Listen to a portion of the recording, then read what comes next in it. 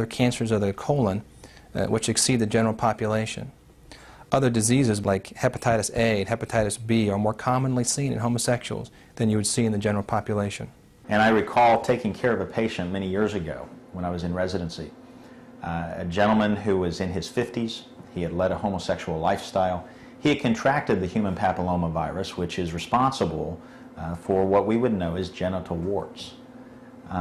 The very concerning and, to a degree, very sad thing about this individual's disease with the genital warts, his entire buttock, his entire anal area had been eaten away by the warts.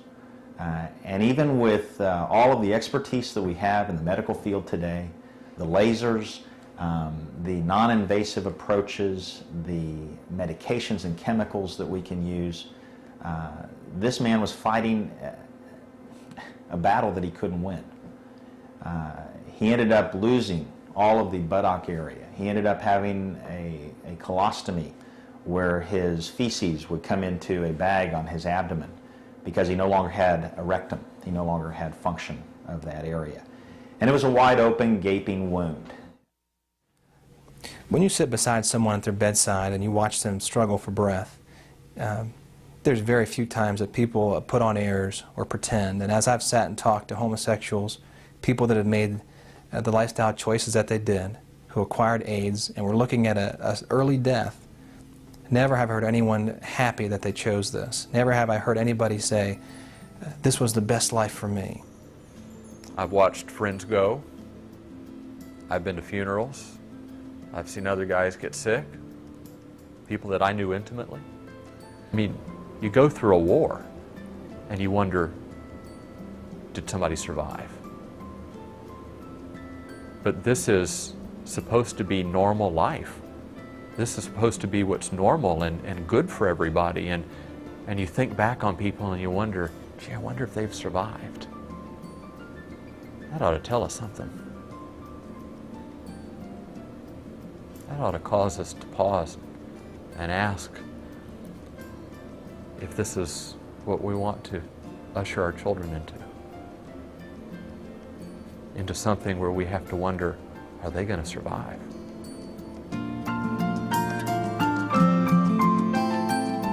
What I felt as a mother, with all the hopes and dreams that I had as a mother, and certainly that I shared with my husband for my son, were just it was like a death that we had to come to grips with. The loss of him getting married, the loss of him having children and us having grandchildren. He's an only child. We hardly see our son, even though we invite him for holidays. Once a son or daughter goes into the lifestyle, it's almost as if they enter into a subculture. The family of origin is not, it's not important anymore.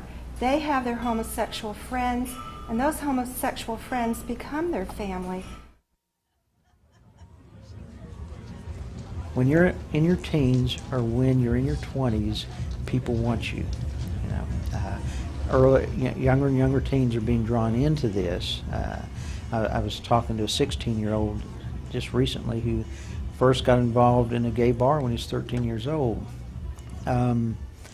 So, you're desired, you're wanted when you're in your teens, maybe when you're in your 20s. When you're in your 30s, you're the pursuer. You're looking for somebody else, usually younger, maybe. And when you're in your 40s, you're out of it. Nobody wants you. If you want to get a picture of the future of a young homosexual, gay boy, go into a homosexual bar at 2 o'clock in the morning when the party's over, when the music has stopped, and the lights have just come back on in the bar. And look at the old homosexuals left in the bar, alone. So same-sex attractions are always driven by pain. All of it. So it's not an identity, it's a behavior. First it's a thought, feeling, desire, and then if acted upon, becomes a behavior. So no one's born this way. And then if people begin to act upon it, they get more and more unhappy because sex doesn't heal nor fulfill those deeper needs. So we see in the homosexual community high rate of disease, high rate of suicide, high rate of drug and alcohol addiction. And I think the thing that finally drove me to suicide was I'd tried it all, and I just came to the end of myself. It's like, okay, I've got all this money, I've got all these things I want, what do I really have? And I had nothing. There's no legacy here. Well, there is a legacy, but it's a sad legacy. But there's no falling in love with your wife, there's no growing old together, there's no grandchildren, there's just a lonely old man. What kind of future is that? How can we send our young men to that kind of future?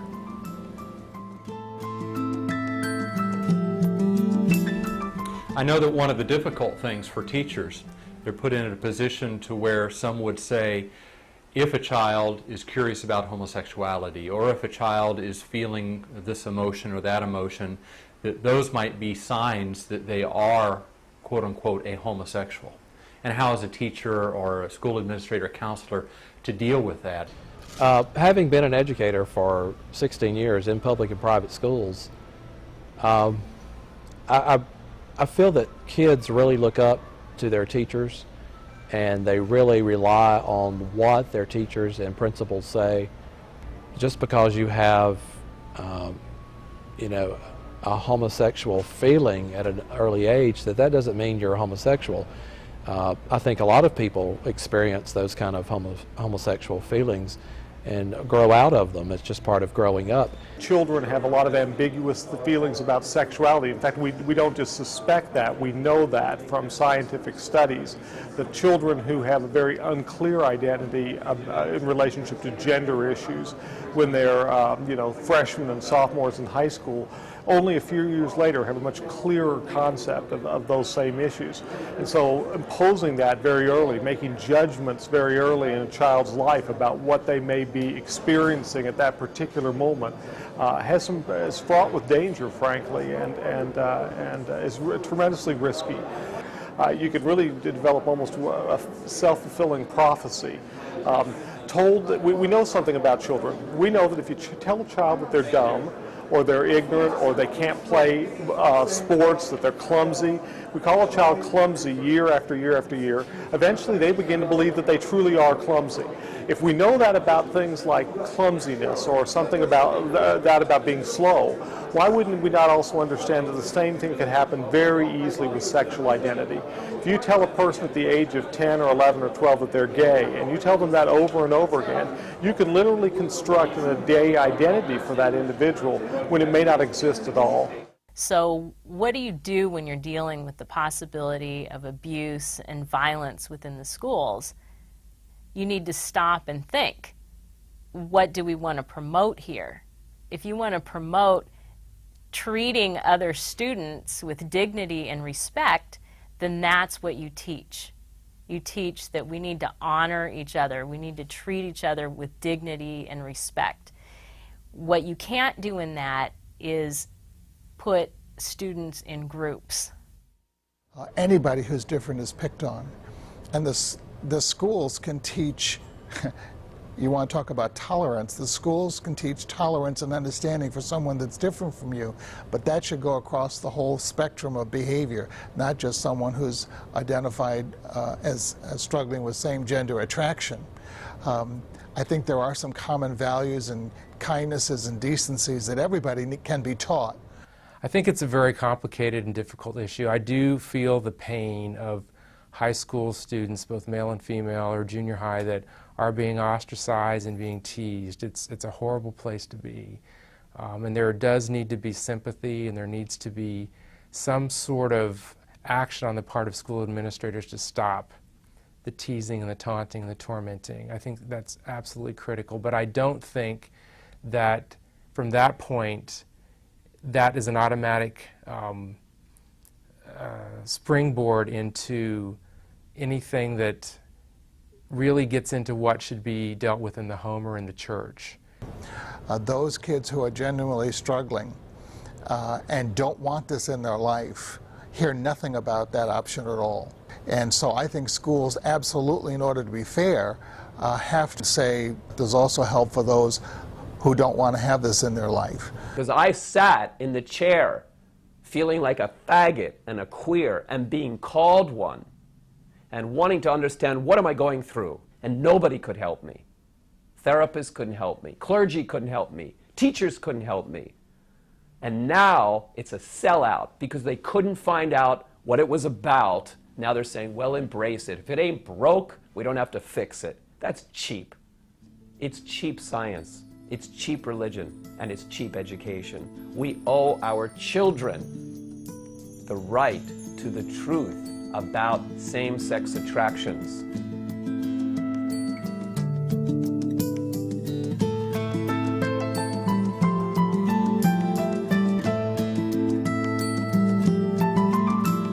This can't be happening to me.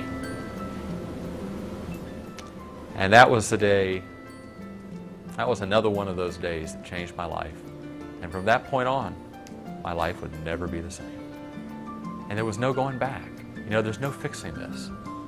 There's no turning around and making a different choice. There's no turning around and changing your mind. I mean, this is it. This is done. And now you've got to face it. And so that started me on a very difficult path of living with dying.